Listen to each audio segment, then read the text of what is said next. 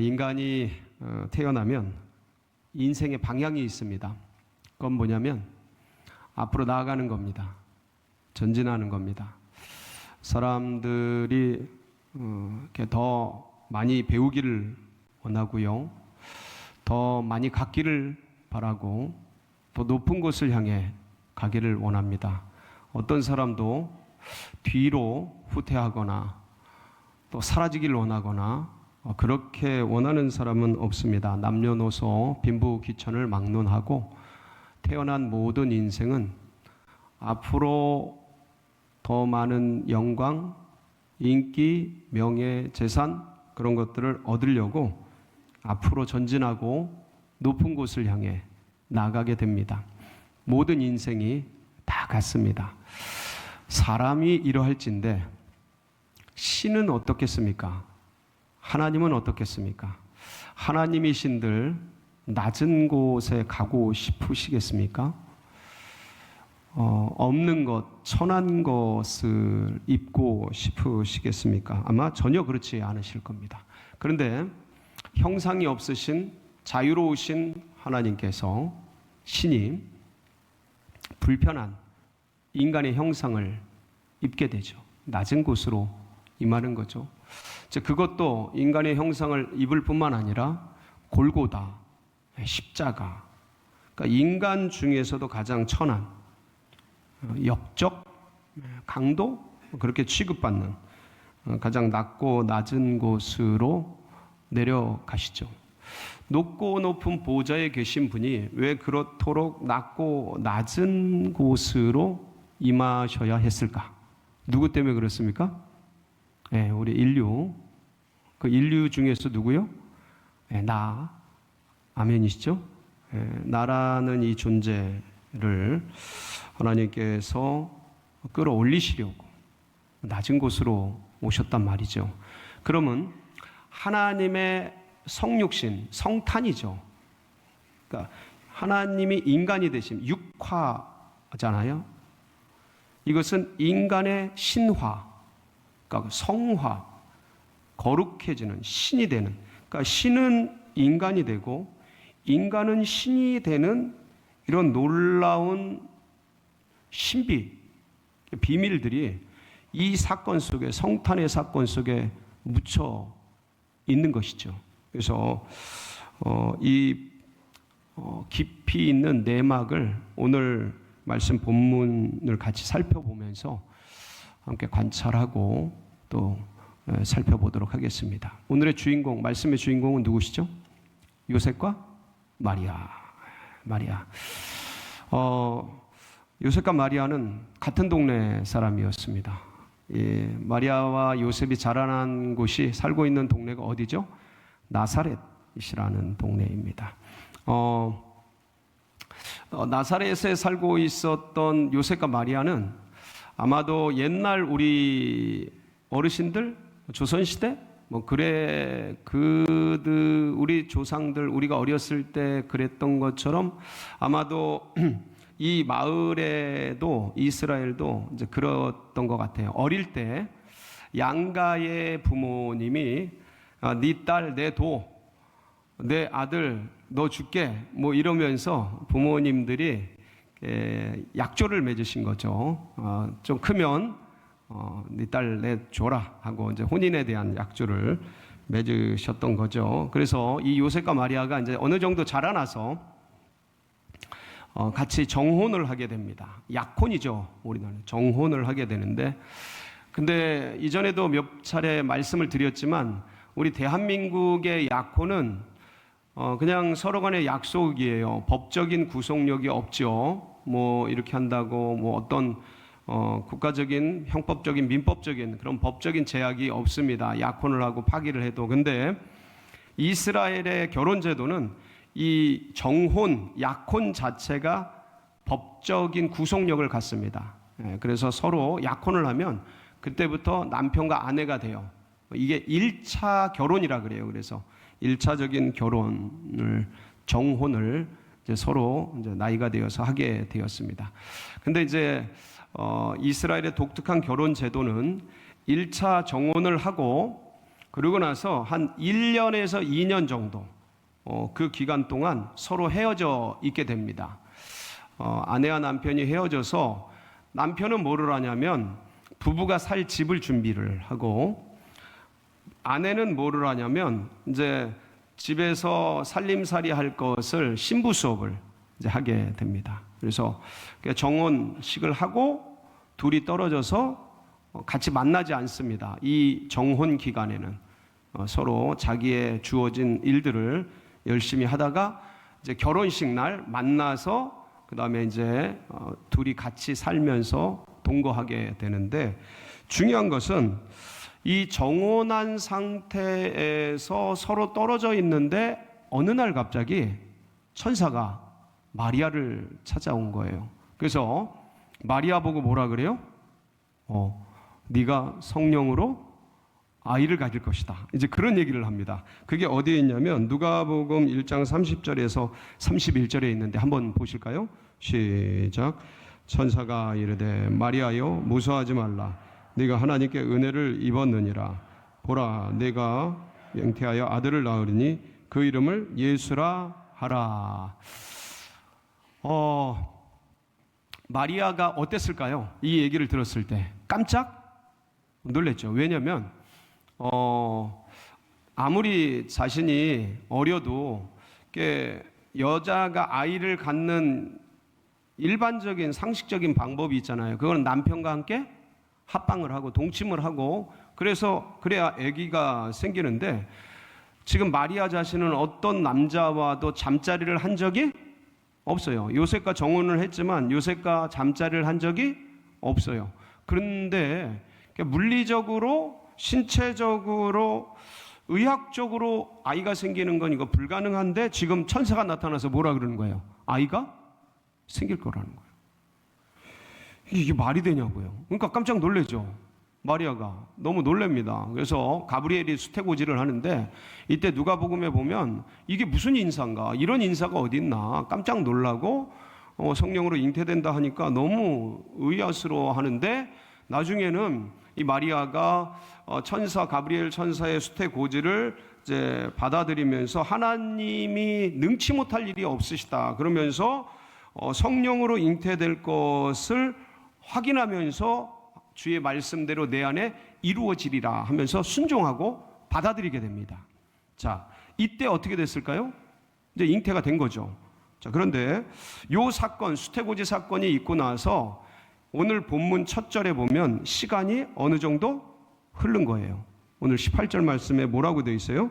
같이 보실까요? 시작. 예수 그리스도의 나심은 이러하니라. 그의 어머니 마리아가 요셉과 약혼하고 동거하기 전에 성령으로 잉태된 것이 나타났더니. 자, 요셉과 약혼을 했어요, 마리아가. 근데 동거하기 전에 이 말씀은 뭐예요? 같이 살기 전에 이 소리죠.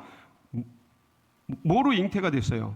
성령으로 잉태됐어요. 아마 그 가브리엘이 수태고지를 할 때 있었을 거예요. 그러니까 시간이 좀 지났어요. 왜냐하면 성령으로 잉태된 것이 뭐였어요? 나타났어요. 여러분, 여인들이 아이를 가지면 임신의 증거들이 나타나잖아요. 그렇죠? 어떤 현상이 나타나나요? 어떠셨어요? 여기 여인들이 많으신데 아이를 가지고 나서 나타난 현상들이 아마도 보통 보편적으로 이제 여러 가지가 있을 텐데, 첫째 딸, 둘째 딸 정도는 잘 모를 거고, 그러면 한 3개월쯤 되면은 매번 하던 매달 하던 어떤 그러한 여인의 생리 작용이 멈출 거고 나타나질 않잖아요. 그러니까 이상한 거죠. 이상한데? 그리고 또 배가 살살 불러오겠죠. 그렇죠? 배가 불러오고. 왜 남일같이 이렇게 듣고 계실까? 여러분들 다 경험한 거잖아요. 배가 살살 불러오고, 그 다음에 또 입덧도 좀 하잖아요. 입덧 안 하는 분도 계신데 입덧 하시는 분들이 대부분이잖아요. 이렇게 헛구역질하고 입덧도 하고, 그 다음에 또 안 먹던 거, 못 먹던 거, 전혀 생각지도 못했던 것들이 땡기고, 그렇죠? 네, 막 땡겨요, 그런 거. 그리고 뭐 호르몬의 이상이 생기면서 이제 이게 몸이 또 여러 가지로 이전 같지 않은 그런 것들이 이제 막 드러나는 거죠. 이게 이제 잉태 현상이잖아요. 마리아가 제일 먼저 누가 그걸 느꼈겠어요? 본인 마리아가 느꼈겠죠. 그러면서 이것을 제일 가까이에 있는 누가? 부모님이 아시죠? 형제 자매들이 알게 되는 거죠. 그래서 가족들이 이 사실을 알게 됐을 거고, 그리고 이 소문이 누구에게까지 지금 전달이 된 거예요? 요셉에게까지. 왜냐하면 동거하기 전에, 만나기 전이에요. 근데 지금 요셉이 이 소식을 들은 거예요. 그러니까 요셉이 이 사실을 들었을 때 얼마나 충격을 받았을까? 얼마나 이게 배신감?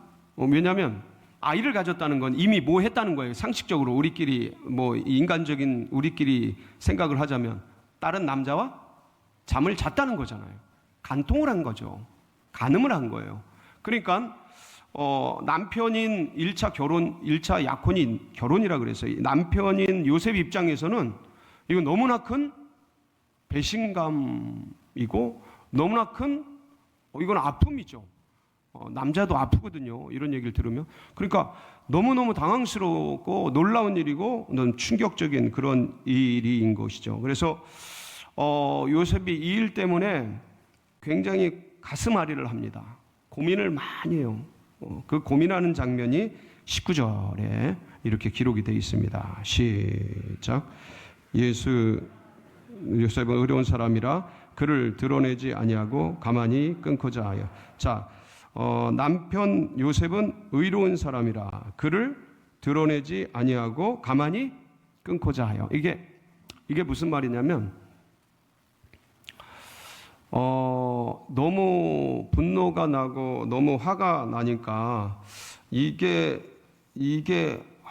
어떻게 처리해야 될까? 이 사건을 어떻게 정리를 해야 될까?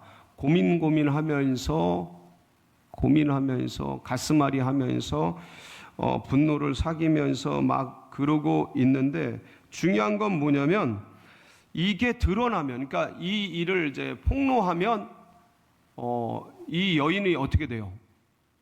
이 당시에 율법으로 하면 이 마리아는 돌에 맞아 죽는 거예요. 그러니까 이 요셉은 분노도 나고 화도 나지만 그렇게 하고 싶지는 않은 거예요. 그래도 마음을 줬던, 그래도 사랑했던 여인이 그렇게 돌에 맞아 죽어가게 하고 싶지는 않은 거예요. 그러니까 이 일을 어떻게 해야 될까 이제 고민하다가 여기서 그의 남편 요셉은 의로운 사람이라 그를 드러내지 아니하고 가만히 끊고자 하여, 그러니까 조용히 파혼을 하려고 그런 거예요. 근데 여기서 드러내다라는 단어가 헬라어로 어떤 단어냐면 데이크마티사이라는 단어예요. 데이크마티사이. 이 단어가 뭐냐면 본질적인 의미가 본보기라는 뜻이에요. 본보기. 그러니까 군대에서 왜 본보기 보인다 그러잖아요. 조교들이 그냥 막 그렇게 옛날에 그랬던 일들이 많은데 그런 어떤 본보기가 뭐냐면 공개적으로 불명예를 주어서 폭로하는 거예요. 그러니까 율법의 적용을 받으니까 공개적으로 폭로해서 돌에 맞아 죽게끔 하는 거예요. 이게 이제 드러내는 거예요. 근데 그렇게 하고 싶지가 않았던 거죠, 요셉은. 그래서 이제 가만히 끊어내고 정리를 하려고 이제 고민을 하는데 아마도 어느 날 또 그 문제를 가지고 고민하다가 잠이 들었던 것 같아요. 왜냐하면 이제 꿈을 꾸게 돼요. 꿈에 뭐라고 천사가 나타나서 해요? 그게 20절이죠. 한번 보실까요? 시작. 이 일을 생각할 때 주의 사자가 현몽하여 이르되 다윗의 자손 요셉아 내 아내 마리아 데려오기를 무서워하지 말라.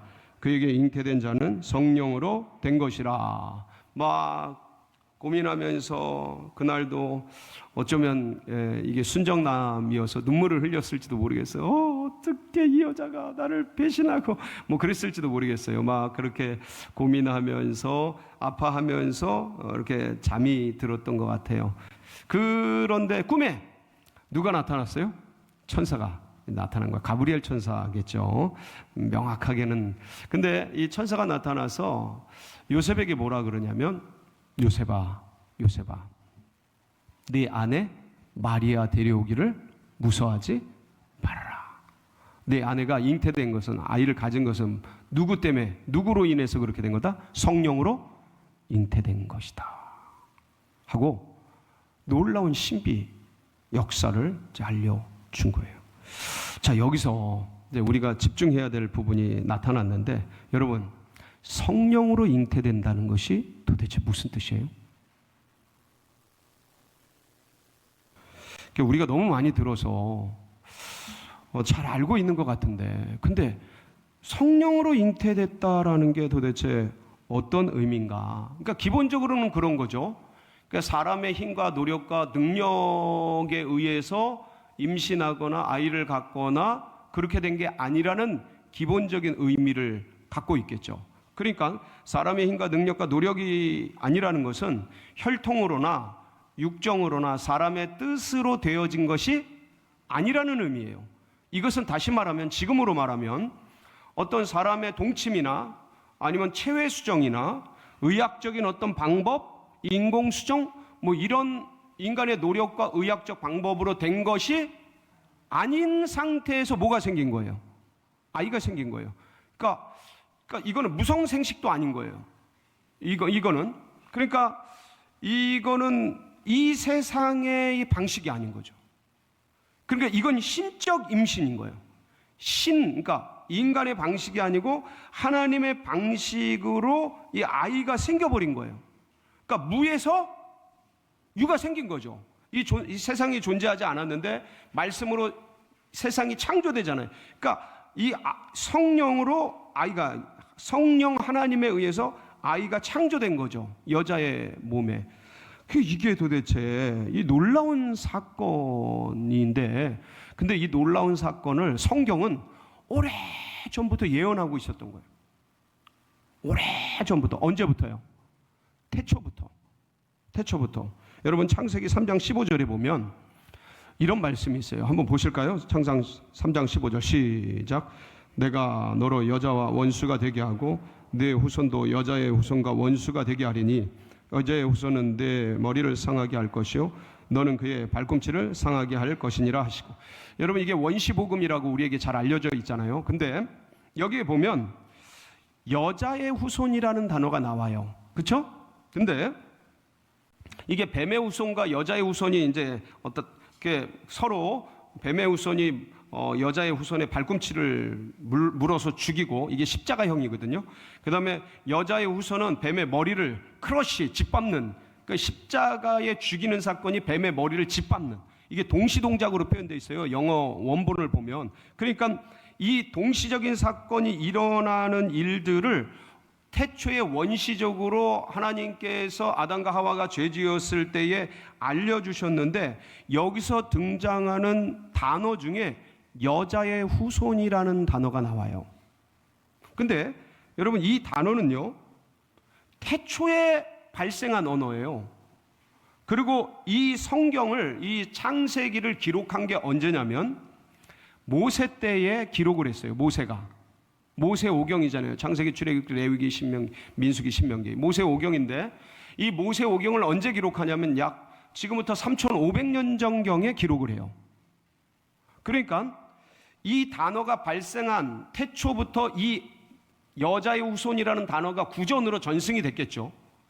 구전으로 전승이 되다가 3500년 전 모세에 의해서 이 단어가 창세기에 기록이 됐겠죠. 자, 그러면 태초에 여자의 후손이란 단어가 생겼고 3500년 전에 여자의 후손이란 단어가 적혔는데, 이 당시에는 이런 단어가 없었던 거예요. 마치 이건 뭐냐면 조선시대 한 500년 전에, 네? 그때에 핸드폰이라는 단어와 같은 거, 핸드폰, 뭐 컴퓨터, 아니면 AI, 인공지능, 이런 단어랑 지금 여자의 후손이란 단어가 거의 비슷한 의미인 거예요. 전혀 없는 단어인 거예요. 아주 독보적인 단어인 거야. 그리고 이 여자의 후손이라는 단어는 단수로 되어 있어요. 원래 후손이란 단어 자체가 복수적 의미거든요. 근데 이건 단수로 되어 있어요. 여자의 후손, 그가 이 소리예요. 그러니까 이 여자의 후손이라는 단어는 누군가를 지칭하는 건 거예요. 근데 하나님이 육화되신, 성육신하신, 성탄하신 이 길, 그게 성령으로잖아요. 이 길이 바로 인간이 성화되는 길인 거예요. 이 길밖에 없어서 주님이 이 길로 오신 거예요. 그리고 인간이 하나님의 자녀가 되는 그 길을 이 육화되심으로 열어주신 거죠. 그래서 여러분 요한복음 1장 12절에 보면 뭐라고 되어 있어요? 시작. 영접하는 자, 곧 그 이름을 믿는 자들에게는 하나님의 자녀가 되는 권세를 주시잖아요. 자, 영접을 통해 우리가 하나님의 자녀가 되죠. 근데 영접할 때 어떤 사건이 생기냐면 13절이에요. 13절에 보면 시작. 육정으로나 사람의 뜻으로 나지 아니하고 오직 하나님께로부터 난 자들이. 누구에게로부터 났어요? 저 하나님이 누구셔요? 성령이에요. 그러니까 예수를, 그러니까 성자를 몸으로, 여자의 몸으로 잉태시킨 그 성령이 우리가 영접할 때, 예수님을 아멘하고 영접할 때 우리 속에 하나님의 자녀로 이게 거듭나게, 그러니까 잉태시키는 거예요. 성령으로. 그래서 요한복음 그 니고데모가 찾아와서 물을 때 예수님이 질문에 답하시면서 뭐라 그러시냐면 요한복음 3장 6절에서 8절을 보면 이런 말씀을 기록하고 있습니다. 같이 한번 읽어볼까요? 시작. 육으로 난 것은 육이요 영으로 난 것은 영이니 내가 내게 거듭나야 하겠다 하는 말을 놀랍게 여기지 말라. 바람이 임의로 불매 네가 그 소리는 들어도 어디서 와서 어디로 가는지 알지 못하나니 성령으로 난 사람도 다 그러하니라. 그러니까 성령으로 나는 거예요. 그러니까 성령으로 아기 예수를 잉태하듯이, 이걸 모르잖아요. 아무도 몰라. 예, 며느리도 몰라요. 왜냐하면 그 잉태한 마리아 본인도 모르고 요셉도 모르고 부모도 몰라. 아무도 모르다가 현상이 나타나잖아요. 잉태된 형상. 그게 나타나서 아, 내가 A를 가졌구나라는 걸 아는데, 똑같이 우리도 예수님을 영접할 때 성령으로 잉태가 돼버려요. 근데 이걸 아무도 몰라. 본인도 몰라. 예수님 영접했다고 내가 하나님의 자녀가 됐다는 뭐가 있는 것도 아니고 그냥 아멘은 하고 예스는 하는데 내 안에 성령으로, 그게 이 영접이 그래서 신비해요. 아무런 내가 노력도 안 하고 힘을 쓴 것도 아니고 뭘 막 100만금 1000만금을 드린 것도 아니고 100일 금식기도 한 것도 아니고 1000일 동안 가부좌를 틀고 바위 꼭대기에서 고행을 한 것도 아니고 선행을 한 것도 아니고 덕행을 한 것도 아니고 그냥 아멘 했는데 내 안에 성령께서 우리를 하나님의 자녀로 거듭나게, 그러니까 잉태되게 하신 거예요. 그러니까 거룩하신 하나님이 인간이 되심은 죄지은 천한 인간이 하나님의 자녀로 삼기 위해서, 그래서 죄 없는 몸으로 오시기 위해서 성령으로 잉태된 바와 같이 이 죄 많은 인생을 죄 없는 하나님의 자녀로 만들기 위해서 성령으로 거듭났다라고 표현하는 거예요. 제가 잉태라는 언어를 주님 거듭났다라는, 거듭나게, 잉태되게 하시는, 다시 나게 하시는 거예요. 그래서 한 번 태어난 사람은 2번 죽지만 2번 태어난 사람은 1번 죽는다라는 말씀이 있잖아요. 예수 안에서 다시 태어나는 거예요. 다시 그걸 거듭나는 거죠. 그걸 성령의 잉태라고 해요. 그 누가 받느냐? 영접하는 자들이. 그러니까 이 신비가 너무 감사한 거죠. 이 죄된 인생이, 이렇게 왔다 이렇게 사라질 인생이 아멘 했다고 십자가 오른편 강도, 거기서 그냥 그 십자가에서 그 전까지 수많은 죄를 짓고 강도짓을 하고 십자가에서 예수여 당신의 나라가 임하실 때 나를 기억하소서 한마디 했다고 네가 오늘 밤 나와 함께 낙원에 있으리라. 그러니까 영접했다고 영생을 주시는 거예요. 그러니까 우리들도 동일하게 이 땅 가운데서 그냥 이렇게 살다 이렇게 죽을 인생, 한평생 이게 전부인 줄 알고 살다가 세상의 허영과 허물을 쫓다가 빈손 들고 빈손 들고 가면서 영원 형벌과 저주 가운데 떨어져서 그렇게 지옥 아래에서 죽어갈 인생들이 그냥 아멘 믿습니다. 아멘 했다고 우리를 뭐로 만들어 주셔? 하나님의 자녀 삼아 주시는 성령의 놀라운 은혜, 우리를 거듭나게 하는 은혜, 이것을 보여주신 최초의 사건이 성탄절이에요. 그래서 우리는 이 기이한, 진짜 신비스러운 이 성탄의 신비를, 왜냐하면 우리도 내가 진짜 내 안에 영생이 있는지, 여러분 기독교는요 영생을 받고 시작하는 종교예요. 모든 종교는 영생을 찾아가는 종교예요. 찾지도 못하지만 영생을 받고 시작하잖아. 아멘하고.